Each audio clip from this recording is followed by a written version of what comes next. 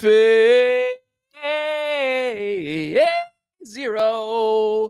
The road to Deadpool and Wolverine rolls on with Logan. Welcome to the Logan Review. I'm Brandon Davis, joined today by Jenna Anderson. Hey, everybody. That was giving Krusty Krab pizza, and I love it. Good job.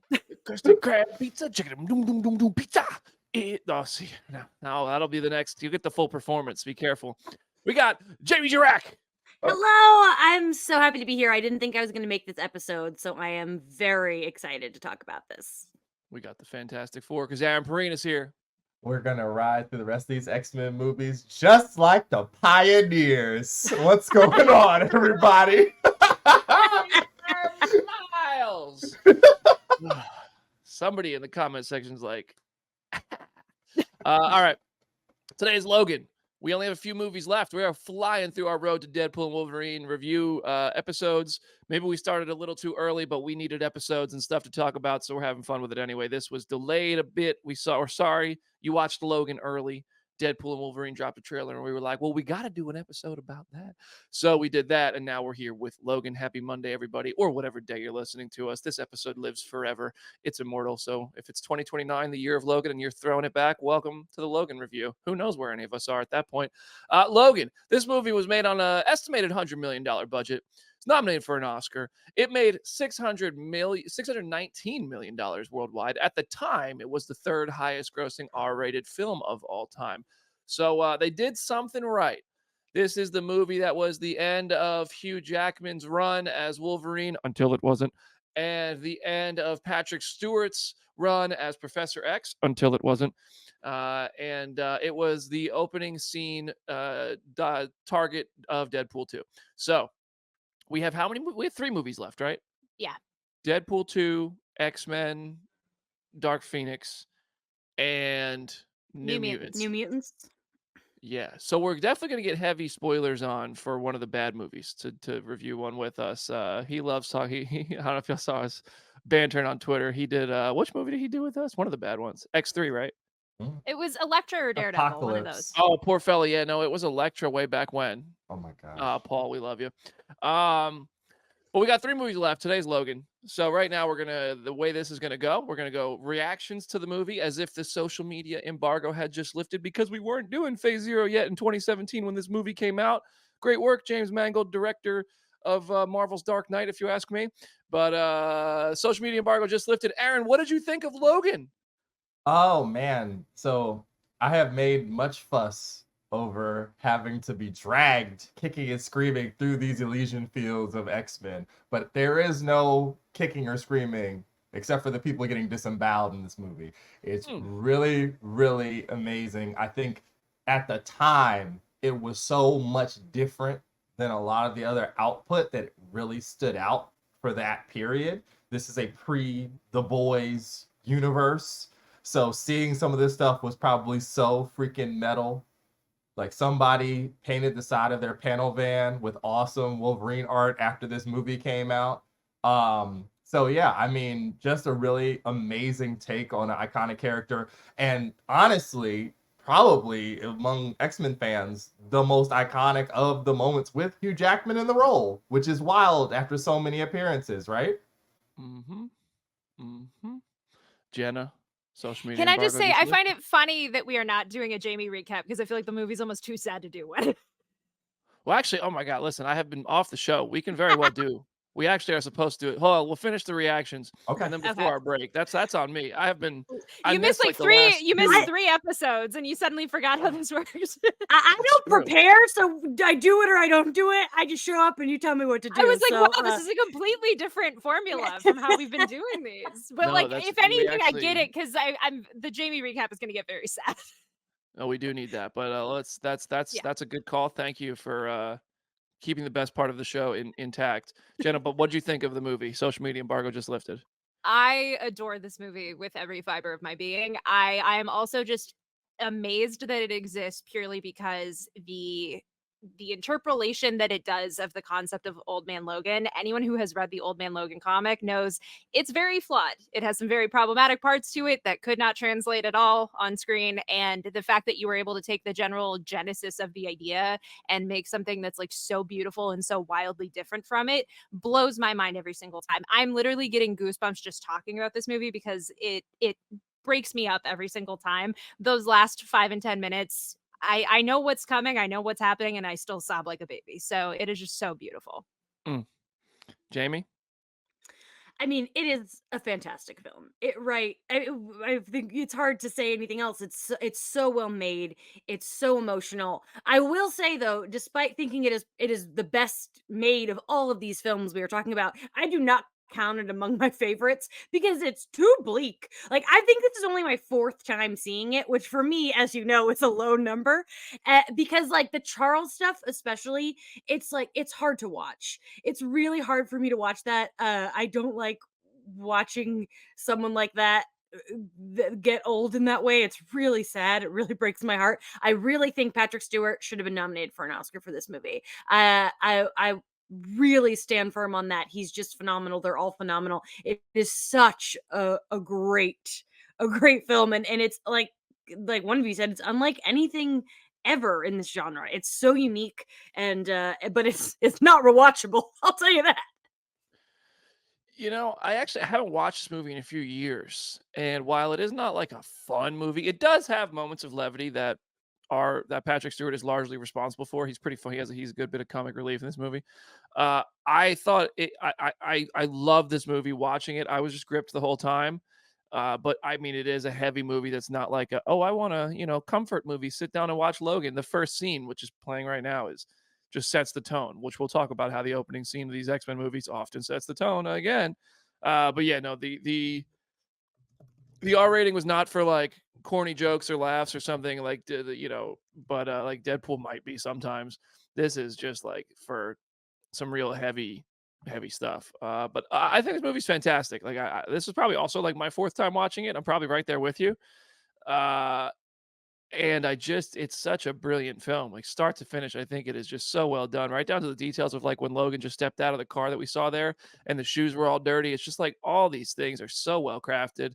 James Mangold did such a good job making this movie. And you can see when you go back to the Wolverine, which he directed before this, where he wanted to go there. And then this time it feels like they finally let him go there.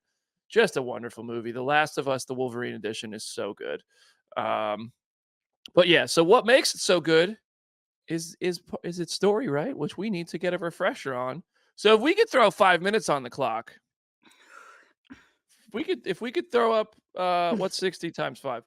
120, 183, 240, 300 seconds. Jamie, can you remind us the story of Logan? I will do my very best. It's been a week since I watched it, but I think I got this. Aaron, you ready for me? Actually, right. Peter, do we have it? I don't think we do. They made it. So. No, Dang we it. don't. They made We it. don't. Richard made this for this situation. Next week, Next week. we will have an actual Jamie timer that we created specifically for this situation. Oh, I'm honored to get a timer. You should like company. Like it should be brought to you by Fossil or something. That's real. But for now, it's sponsored by Miss Minutes. We're good. Go ahead, Jamie. All right. Old Man Logan, he's old. He's in the back of the limo. He's sleeping. What's this? Oh, people are trying to steal his car. He's a limo driver, and he says, "You don't want to do that, bub." And he's like, "I'm going to get you." Oh, his claws, they're coming out rough because he's old now. And he's like, "Slash, slash, I'm going to kill you all, but I don't want to live this life." And then he's driving around his limo, and they're bridesmaids, and they're business bros. And he's like, "Oh, man, I'm just going to keep driving because this is what it's all about." And then he's driving somebody to a funeral. And then he's just like, "Oh, I'm sitting at this funeral." And this woman runs up, and she's like, "Are you the Wolverine? I need your help." And he's like, "Get away from me, lady. I don't want to help you." And then somebody comes up, and it's Boyd Holbrook. I don't remember this character's name. And then he's like, "Oh, so that lady came and talked to you." And he's like, I don't know what she's about." And he's like, "Well, I know what you're about, and I know that you're hiding Charles Xavier somewhere. So if you help me find this lady and then I'll help you not do things bad to you. And he's like, oh, I don't know, whatever. I don't know what you're talking about. And then, so we find out he is hiding Charles somewhere over the border, but Charles is not doing well. He's got some dementia type symptoms, and they've got, he's helping out, but it's a depressing situation. Charles is struggling. He's having these brain quakes that makes everyone's brain hurt because he's old, and it's sad. But then Logan, he's trying to make some money. He wants to go on a boat, which is not very respectful to Caliban, who can't be out in the sun. But you know what? He still wants to go on that boat anyway. And then he finds that lady again, and she's like, "I will give you a lot of money if you take me and this young girl to North Dakota." And he's like, "Oh, I don't want to do this." But then she's like, "Look at all this money." And he's like, "Okay." And so he goes and he's trying to get everything ready. But oh no, he comes back and she's been killed. She's dead. This is so terrible. And then those Boyd Holbrook again. He's gonna come after Logan, and he's like, "Where's the girl?" And they're like, "I don't know where this girl is." But Charles knows. He's like, "This is my new friend Laura. She's eating some cereal with me. She's my BFF." And then he's like, "She's a mutant." And Logan is like, "There are no more mutants. Kids aren't a thing anymore." And he's like, "I know what I'm talking about."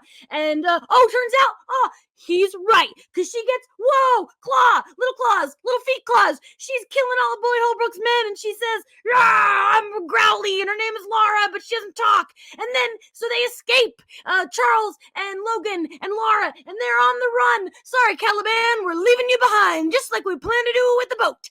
And there go, and they end up in Las Vegas, and they're in the hotel room. They're watching the film Shane on TV, and Professor X is like, "I watched this as a child. It's a very good movie." But no, he has one of his brain quakes, and everyone's like, "My head is so piercy." And then the bad guys come after them, and they're like, "Pow, pow, pow." But they get away, and then they're driving again, and oh no, there's horses all over the road. Horses have escaped. Let's be good Samaritans and get these horses back where they belong. And then they were a really nice family, and this family's like, "Hey, come on over and have some dinner." So they have a really nice dinner with this family. Everything's good and happy. Or is it? Because it turns out that the bad guys, they have created, what is it? An X-24? Because they realize, here's the thing, Laura, she was with a bunch of mutant children that they created as weapons, but it turns out children just want to be children. They don't want to be weapons. But if we create an adult that looks just like, Logan, but he has no brains to care about anything except for killing, he's a killing machine. And then Charles admits he knows what he did. It turns out he killed all of his friends. It's really sad. That's why no one else is in this movie, because they're all dead because of Charles. And he has this really heartfelt discussion, but it turns out he's not talking to the real Logan. He's talking to X-24. Boom! He dies. No! And then boom, boom, boom! That entire family that was helping them dies. It's really bleak. And then somewhere along the line, you learn that Laura is actually Logan's daughter. What? Genetically, that's why she's got the claws. And now it's just the two of them. They keep going. He's rough. He is bleeding. He is struggling. He's not healing. But they make it to North Dakota. Look at this. All these kids. Yay. And then they're like, "Let's go. We're going to go across the border." And they're going to, but oh no, it's the bad guys again. I didn't even mention Richard E. Grant. He's a doctor. And they're all boom, boom, fighting. Oh no, we're in the forest. Everything's struggling. They're coming along. But it all comes down to Logan versus X-24, and they're fighting, bomb, bomb, bomb. But this whole time, he had an adamantium bullet in his gun because he was contemplating killing himself. But then Laura gets it, and boom, the X-24 dies, and yay! But oh no, Logan is mortally injured. He's been wounded so roughly, and he's like, "No, he dies." And then Laura's like, "This is so sad," and she buries him, and she's like, "A man has to be what he is, Joey. Can't break the mold. There's no living with the killing. There's no going back. Right or wrong, it's a brand that sticks. Now you run home to your mother. You tell everything's all right. There are no more guns in the valley. X." Snaps. Bravo. Snaps. Thank you. Oh, look, Quoting it's the Richard E. Grant. I entire forgot to mention monologue him. was amazing. It's Richard E. Grant. I watched Shane specifically to be prepared. So There's a Loki variant in this movie. Yeah. All right. That's our recap. That's our reaction. When we come back from a real quick break, we're going to do a deep dive into everything Jamie just discussed for you. And then after that, we'll give it our 10 score. So official Phase Euro Logan 10 score, which we've never done before because we didn't exist at the time. So we will do that at the end of the show. So stay tuned, subscribe to the channel, do all that good stuff. We'll see you in just a minute.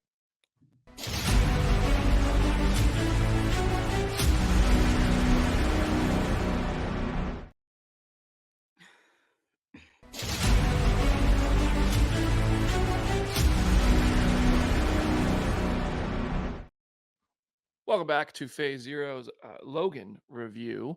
This is the deep dive discussion portion of the show. We'll probably just talk about this movie beginning to end for a little bit here before giving it our official 10 scores. Thank you to everybody who's been joining us for this entire road to Deadpool and Wolverine. Let's just start at the beginning of Logan. It really sets the tone in every way with that opening sequence, which was playing earlier on here. That's the one. Woof. So Logan is old. He can be beaten. He can be hurt. He can be grumpy. He will stand in front of a car before letting it get shot, though. And he will slice and dice you and also say the F word a lot, which I think is good. That just goes back to how all these, not all, a lot of these X-Men movies, especially the good ones, set the tone in the first scene. We've seen this so many times. And this first scene, I feel like was like, well, here you are. This ain't your Saturday morning Logan anymore. Right? Yeah. Chris and I were talking about it while we were rewatching this, and we were like, this movie illustrates how to be a street level superhero movie and not just be in New York. Because I feel like people hear the term street level and they just think like Daredevil and all of the like non-super powered superheroes just fighting in a big metropolitan city. But I feel like this movie grounds itself in a way that like redefines what a street level story can be. Here's an actual excerpt from the script, which James Mangold worked on. This is what he wrote into it. Now might be a good time to talk about fights described in the next 100 or so pages. Basically, if you're on the make for a hyper choreographed, gravity defying, city block destroying CG fuckathon, this ain't your movie. In this flick, people will get hurt or killed when shit falls on them. They will get just as hurt or just as killed if they get hit with something big and heavy, like, say, a car. Should anyone in our story have the misfortune to fall off a roof or out a window, they won't bounce, they will die. As for our hero with his so-called eternal life and healing, well, he's older now. If you keep reading, you'll discover Logan's about to get his ass kicked. But before we get to that, we should make it clear his abilities ain't what they were. Yes, he's a drunk, but he's also fading on the inside. Adamantium implants leaching into his system, causing chronic pain and diminished healing, hence booze as a painkiller. James Mangold didn't come to play. He let everybody who was working on this movie know this man is swinging for some gritty R-rated stuff. This ain't your Avengers movie that you're used to seeing from the Disney-owned Marvel Studios. This is him making, a gritty, emotional, vicious Wolverine movie. I think it's cool that he wrote that into the script, though, because it's not very common that writers and directors put that sort of direction in scripts.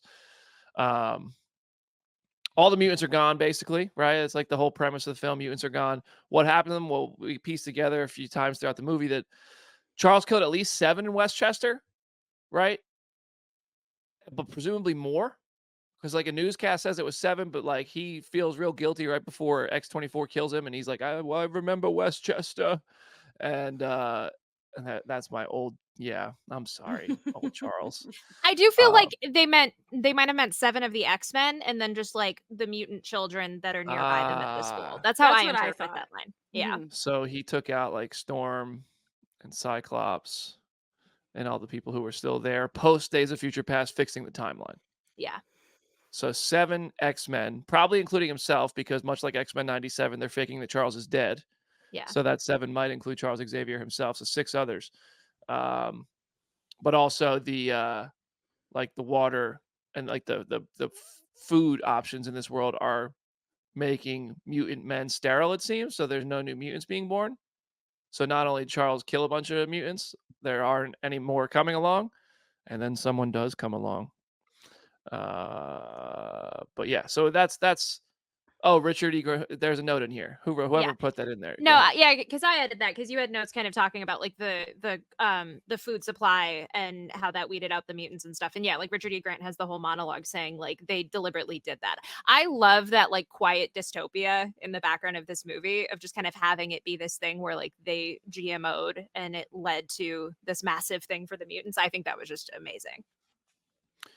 Yeah, and Richard E. Grant does kind of have motivation to hate mutants because he plays that doctor named Xander Rice at Transigen, and his father, Dale Rice, a character who I didn't remember at all, was killed by Wolverine in. I'm looking at the fandom page right now. Presumed deceased, was in X-Men Apocalypse. The only photo here is a real blurry picture, but so an interesting way to just kind of tie that all together, I'd say. Um, Screw you, Rice family. Why are you killing all the mutants and doing bad things to mutants? Um, there's a bunch of references to previous X-Men stories, specifically for Wolverine. Let's talk about what universe, what timeline we think this is in, because it really isn't bound to anything before it, because the X-Men universe, its timeline had gotten so clunky by this point, which I think it takes to its advantage. Says this is 2029, maybe it's a continuation, maybe it's not. I think it is, but what do you guys think? I think it's meant to be, but in my head canon, it's its own thing because it makes it easier for me to watch. Because I'm just too sad to think of, the characters that I grew up with, especially in X2. That this is how it all ends up. That just bums me out. But I do think it is meant to be the same, but not in this brain. I think about like James McAvoy's Professor X, like being a dog at the bar and just having a good time and all that stuff, and all of a sudden he's like reciting the Chalupa ad because he's like losing his mind. Yeah. That's sad. That's heavy. Aaron, what do you think? Is this a continuation?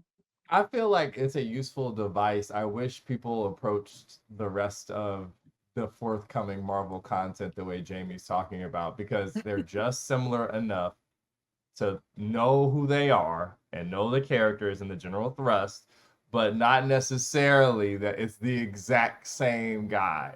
Like the Peter Parker we meet in No Way Home might have been in a dumpy apartment with Mr. Dickovich and did some other stuff and had a Mary Jane, but not necessarily, some other stuff might have happened. But it's enough for you to get the broad strokes. I think that Old Man Logan being the source material also primes you to think of it as an alternate timeline, because it's pretty clear when you read the book that that's not our Logan. In fact, he gets brought into regular continuity later, which is its own hilarious, unnecessarily complicated Marvel shenanigan that get ready for. I feel like we're going to live this. We're destined to do this dance forever.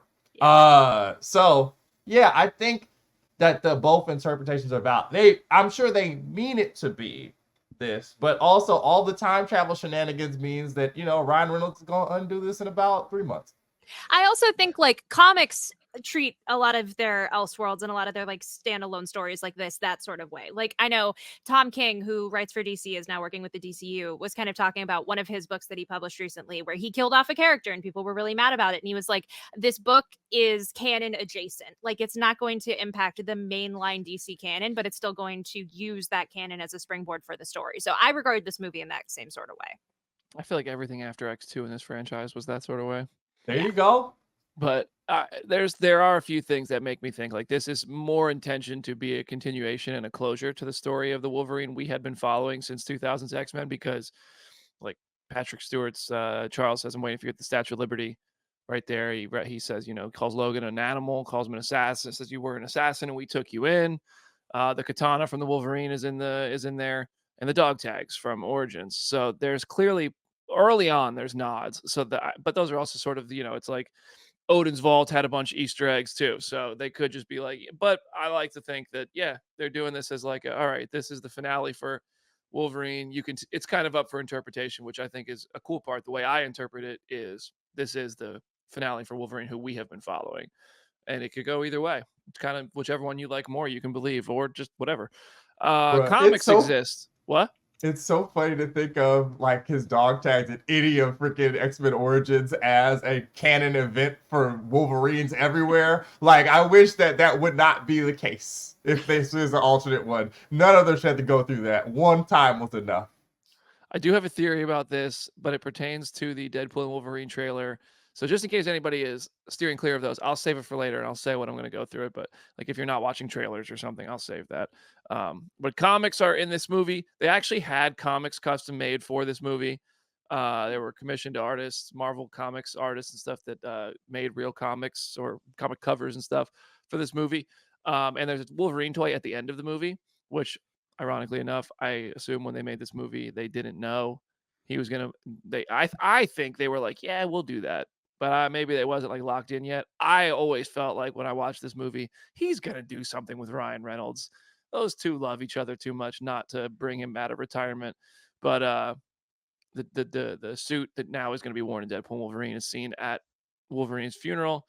One of the comics has like a Savage Lands reference on it. So, a lot of stuff that happened in the X-Men universe apparently that we haven't seen. Maybe we will. I have a question. And Are there any comics in the comics like this?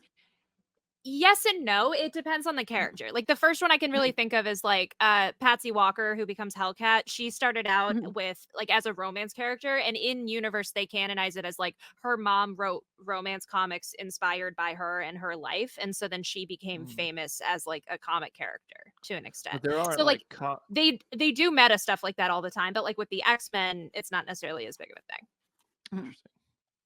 And Logan says that the books were written by a quote self-promoting asshole in a leotard. So somebody from the X-Men has rubbed Logan the wrong way because they shared stories that then became comics. I know who it sounds Who like. was it? What? I said I know who it sounds like. That's Who does it sound funny. like? Ooh. Oh, that's how I would describe Cyclops, because I can't stand him. That's probably not who it There is. it is. I had a No. feeling that's who you were going to say. It's probably not him, but if I hear those words to describe someone, that's who's going to come to mind. If there was one person who Logan was going to talk trash about from the X-Men, I mean, it might be him. Also, there's a line from never mind. There's a line that Donald Pierce says about Phoenix.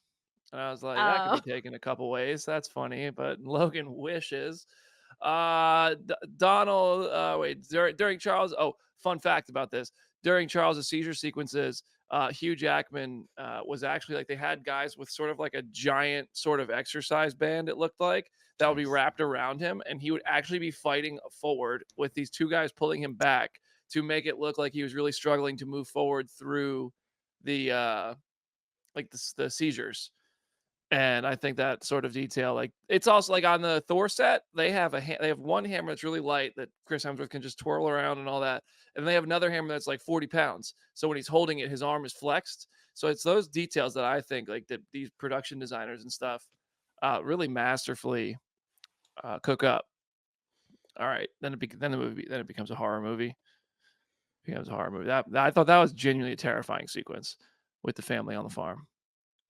That was makes me so sad. I just feel bad for those people. They were just trying to share a meal. Like, it just bums me out. They didn't. That poor kid. That man had to see his wife and son die. Oh, it really makes me sad. Well, and also it happens so quickly. They're like not really understanding what's happened. So they think like the nice man that we just fed dinner to and who just like helped us with our crops is now like killing us. And so it's like it is very dark. And I appreciate that they went that dark, but it's so hard to watch. It was when Logan's like, it wasn't me.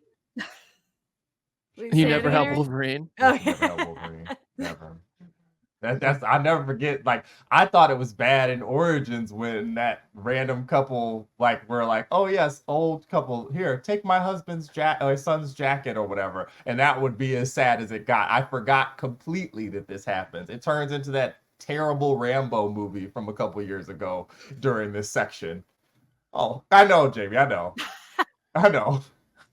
What Charles's last words to Logan were not the confession about Westchester, though.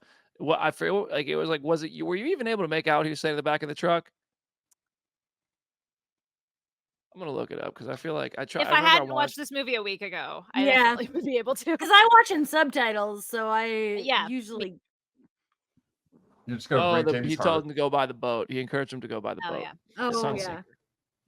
That's right. Poor Caliban. The sequence where X-24 comes down the stairs with poor Laura just like put in the little thing like, I wonder how they carry that little person. Like if that was Daphne Keane, they had a stunt person who was just like chained up that had to just get carried around. But that sequence, the way they did that, remember, this is 2017. This is about 7 years ago, so maybe done even 8 years ago. They had Hugh Jackman at the bottom of the stairs in the white, and then they had his stuntman in the black as X-24 walking down the stairs, and they digitally put Hugh Jackman's face onto X-24 for that sequence where they look at each other. Now, if you look at it, it is pretty like dark for the most part, but there's like a good second or two there where it's fully lit for the most part, at least, and it looks really good. Like it's very seamless. It's really well done. And like that's not an easy effect to pull off because not only does he walk down the stairs, like he walks past him. So then you have to like consider that Hugh Jackman's actual face went by it, and they still had to digitally put that. But I thought that was a really, and there were several moments though where those two were together. So, but I found it interesting that that's how they did that. I I was mean, wondering if it's Jamie's no thinking Lindsay this. Lohan performance. Yeah, I was gonna say Lindsay Lohan and Orphan Black, like growing up on the Parent Trap, and then having been in the Orphan Black fandom when this movie originally came out, I was like, oh yeah, okay, that's like par for the course. But it is still impressive to see. I was thinking Especially the Jamie is- digitally, because like Tatiana Maslany was just acting 6 times. You know, I've never watched that, so I have Ugh. no idea what you're talking about. That's fair. But it's so good. it sounds like I should. Yes. So, all right. Well, long story short, big old battle in the woods. We've all seen the video of Hugh Jackman in the ADR. That whole thing. It's one of the most incredible acting feats the world has ever seen. And he does his little adrenaline boost and you're just like, oh my God, he's going to die. And he does. But not before Boyd Holbrook's Donald Pierce gets like killed by every mutant kid in the world. And Richard E. Grant's jerk of a scientist gets killed as well, just shot in the face. When he shot him in the face, I was like, oh, I forgot that happened. I have not watched this movie in several years, and I just had completely forgot that that's what happens. And he just told Laura, like, you'll know when. And she, boom, gunshot, you go. That was pretty nuts. I forgot Richard E. Grant was in this movie. Me too. Like, I I love him. Like when Loki came out, I was so excited to interview him, but somehow him being in Logan, woo! That is even wild. when he was in Loki, I didn't remember he was in this movie. Yeah, me neither. Wow. It's not a huge role though. So in me and Jamie's defense, okay, we got a lot going on. Okay, we got a lot. And also not a lot at the same time. So we're trying. We're doing our best. I was too excited to talk to Richard E. Grant about Spice World. I was not thinking about Logan. Spice World. You had your priorities in order. That's right. Mm-hmm. Oh my goodness. Logan's last words were, so this is what it feels like. I think I'm just a cynic who has just become a grumpy son of a gun. So what I took that to mean was he was like, this is what dying feels like. But I've seen a more optimistic take that it's like, oh, this is what it feels like to like see, a child and family and all that when Laura started calling him daddy. I think it's both. Yeah. I took it as death, but not in a negative way. I took it as death, but in still a optimistic, kind of beautiful thing. But I like the idea of it being both. Aaron, which way are you taking it? We want that hope spot so badly after everything terrible's happened in this movie, do we not? Yeah. And it gets cut off. Exactly. And then, all right. James Mingle's like, never. I need to bring it up with we mentioned this on the Wolverine episode. I love how he retconned the vision of Logan's death from that movie to kind of like retrofit this death here, because she's talking about how like you're bleeding, you're holding your heart in your hand, and it's like that heart is then he's holding Laura's hand. And like I remember when that came out, like everyone drew the parallel and was just like, oh my God, and like that does not leave my head ever since. I want to talk about the Shane speech, because I watched Shane, so I would like to share the information with you. And so this whole movie is a Western, right? Like Logan is at its core a Western. It feels like a Western in every sense of the word. And the speech that she gives is from the end of Shane. And I think it's really bold to take a classic iconic movie and end your movie with it, but it works so well. But I assumed that in Shane it was a funeral speech, and it's actually not. So that was interesting to me. Watch Shane. It's the reverse. Like in Shane, it's like the reverse of the roles, right? In Shane, the guy's telling it to the kid. Joey is the kid. But it's kind of left. Shane might be dead, but it kind of leaves you unsure. Spoiler for a movie from the 50s. But it ended much differently than this, and I was surprised. So I'm glad that I checked it out. All right, some facts I found. If you guys want to add anything, feel free. some facts I found about the movie. Hugh Jackman dehydrated himself for 48 hours a couple times to flush water out of his body for the shirtless scenes. I respect that. I am so all for actors trying to do the superhero physique thing. Like and I think it works. Hugh Jackman does it tremendously. He's one of the best to ever do it. So that sort of effort. Now, as long as you're doing it healthy, which a 48-hour dehydration cleanse is crazy. You just have to water load before that and just resist all water at that point. Man, that's impressive. That's tough, but I guess it's worth it because these scenes live forever, and Hugh Jackman seems like he's doing all right. The cinematographer lit and filmed scenes to emphasize the shadows on the scars, especially early in the film, because Wolverine not one to usually have scars, so that really helped. Like I mentioned on the shoes and all that. Like there's so many little details that show like Wolverine is getting old. He's vulnerable. He's just kind of ready to go. James Mangold considered other villains like Sabretooth to be the villain instead of X-24, but didn't want to have to explain how they were there, why they were working with Transigen, and also thought like X-24 makes sense because one of Logan's biggest fears is just himself. So he's kind of having to face himself in these scenes. So, okay, kind of a little metaphor type thing there. It worked. James Mangold was sent an abundance of Last of Us comparisons because of this movie, the man and the little girl. But then ultimately said he played the game, didn't want to make the movie because he basically already did. Stephen Merchant then Tomas Lemarquis, who played Caliban before him. So that's interesting. And Patrick Stewart lost 21 pounds to play this version of Charles. 21 pounds. That's a lot of weight. Especially for someone that age. Yeah. That's not easy to do at any age. And at Patrick Stewart's age, Sir Pat, good work, man. Incredible performance. I think that's one thing I don't think we've talked enough about, the performances of this movie and the chemistry between Patrick Stewart and Hugh Jackman specifically, and Daphne Keane. Incredible work. And Boyd Holbrook is fantastic too. He's such a dick in this movie.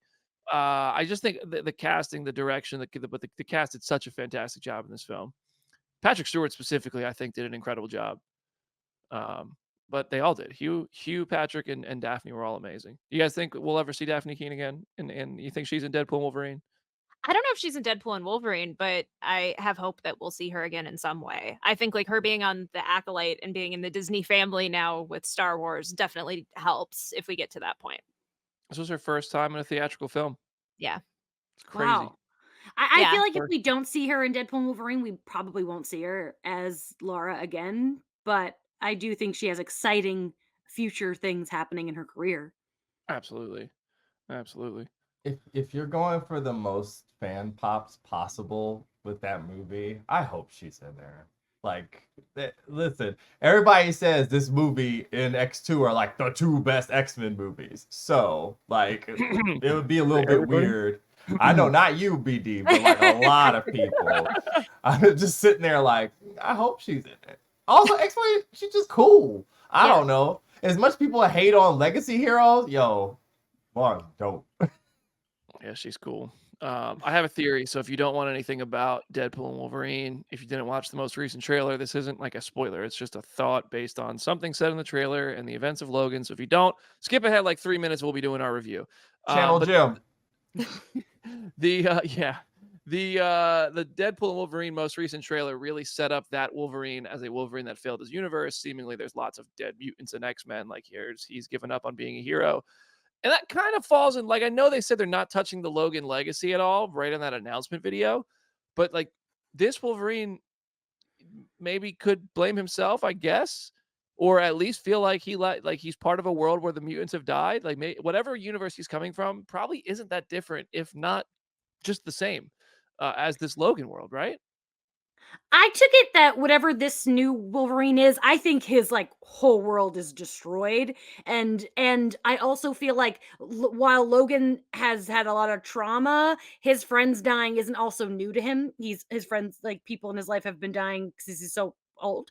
But I also feel like a happy ending for our Logan is that he did finally get to rest, and I think that this new Logan, his thing is that he doesn't get that, and that I think that his everything is destroyed on a much bigger scale. But I see where you're coming from. Yeah, we'll see what happens. I just can't wait for that damn movie. I just can't. After Movies. Deadpool Wolverine comes out, are we gonna rank all these? I hope so. We could rank them before it. That is I mean, true. I feel like we gotta include it, right? It's the road to Deadpool Wolverine. But it's not a Fox feel like- movie.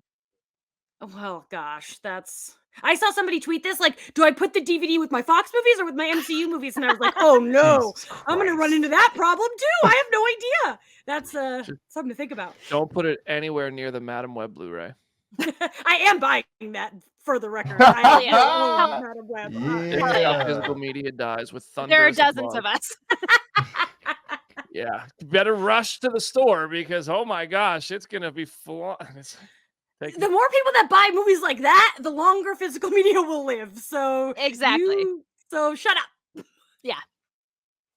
That's Jen I hear Clarkson, what we you're love you, saying. girl. I really do. BD's walking back all of our like physical media advocacy on this show. He's like, 'cause now he's at like, what "Madam cost? Web?" At Yeah. what Like, did it that's- cost?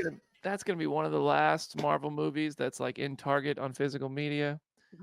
What a bummer. All right, we're gonna take a quick break. When we come back, it's time to rate and rank and officially review Logan with a 10 score because 10s are how we do it on Phase Zero, and everybody loves that ranking system. Nobody ever has a problem with it. It's perfect. It's flawless, and we're gonna do it. See you in just a moment. Subscribe.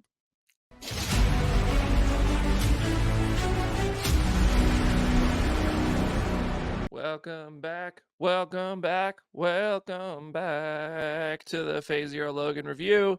We are finishing up the show with our 10 scores for Logan. Jamie, you're at the top of the screen. You know what to do. Ooh, yeah. On Letterboxd, it's a 4.5 for me. You know that to get a full 5, it's got to have the rewatchability factor for me personally. But a 9 feels way too low for this scoring, so I'm gonna go with a 9.8.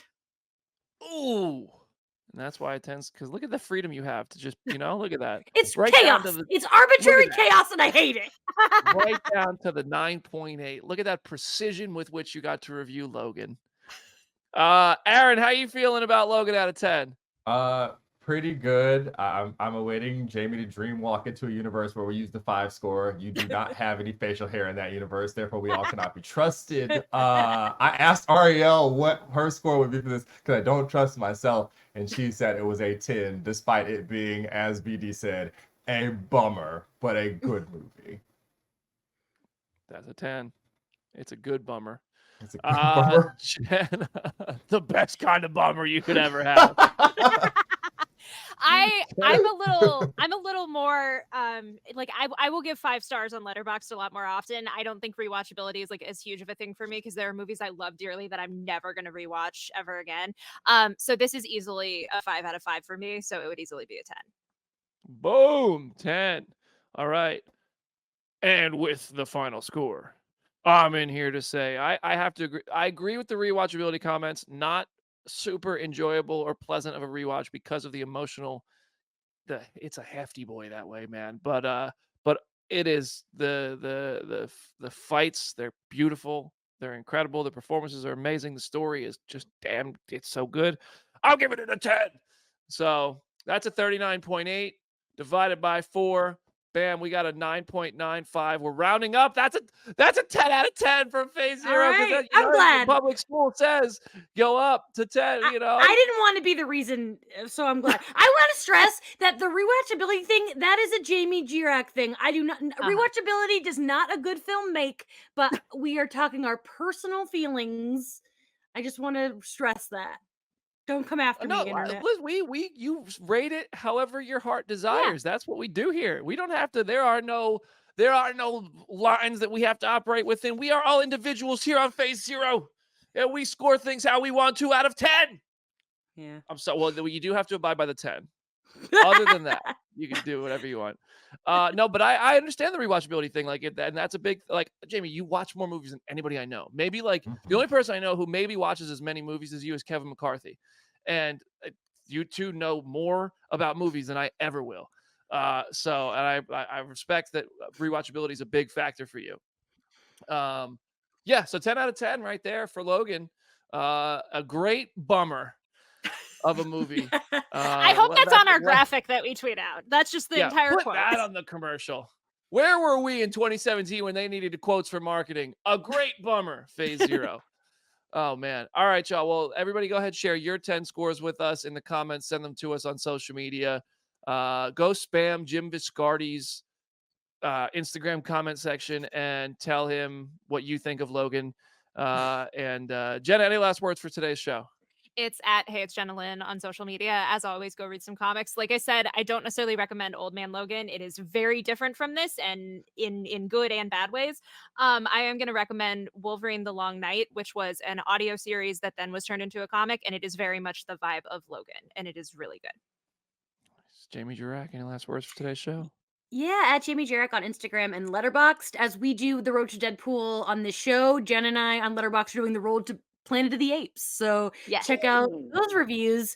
Also, I'm flying today, which means I will be finally cracking open that House of X comic that's been sitting on my shelf for a couple months. I'm really excited. Looking forward to some hashtag Jenna Says Read Comics. I'm also flying today. I'm on my way to the Apes movie.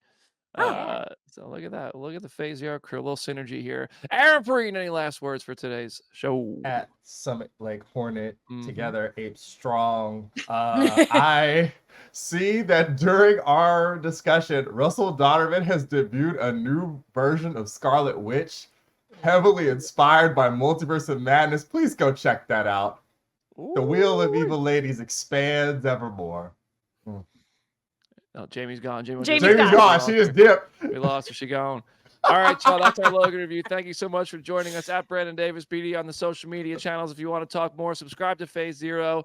Man, if we have like a Comic-Con episode or panel or anything like that, which would be awesome, we got to have like Jamie do a 5-minute Marvel Studios Hall H panel recap. That's going to be chaos. And then Kevin Feige was on the stage, and then he said, and then here's Jeremy Renner, and then Kate Bishop came out, and then all of a sudden Chris Hemsworth's like, we're doing Thor 5, and then all of a sudden they told us that it's going to be directed by this guy. Man, I can't wait. There is not goodness gracious, that's going to be the recap of the year. So for that reason, make sure you're with us. Don't miss our show. Play it for your mom, play it for your dog, anything to get +1 on the view count. This is the listens and the downloads wherever you are in the world. We appreciate you because we're having a good time with Phase 0, and the road to Deadpool and Wolverine continues. See you on Wednesday for our regularly scheduled programming.